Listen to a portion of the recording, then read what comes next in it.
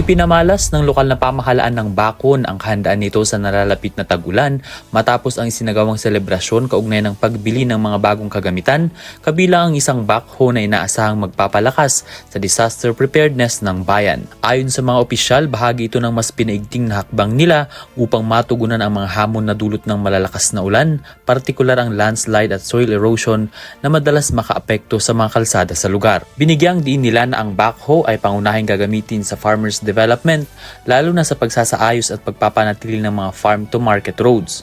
Mahalaga ang mga rutang ito upang masigurong tuloy-tuloy ang pagdadala ng ani ng mga magsasaka patungo sa pamilihan kahit sa panahon ng tag-ulan. Gapuro ito yung mas asideng manon ti Bagyo.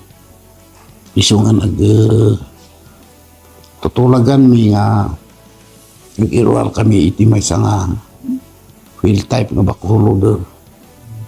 Di iti nagtutungtungan mi ta adang agpaiso de loader mi nga bulokan manong at tawon bulok so nga inalami ta para pag-open minto no sumangpot manan beto Bagyo ta sigurado nga beto kalsada tayo kat awan balin talaga nga may slide no ada Bagyo.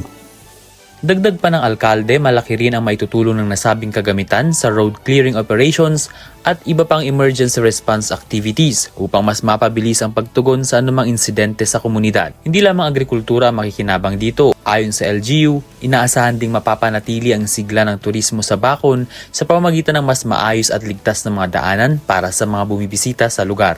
Samantala, kabilang din sa mga susunod na prioridad ng pamahalaan ang pagpapabuti ng Rural Health Unit o RHU upang higit pang mapalakas ang serbisyong pangkalusugan at matiyak ang kaligtasan ng mga residente. Sa kabuuan, iginiit ng LGU ng Bacon na ang mga proyektong ito ay bahagi ng kanilang pangmatagalang layunin na gawing mas matatag, ligtas at handa ang komunidad laban sa epekto ng tag-ulan.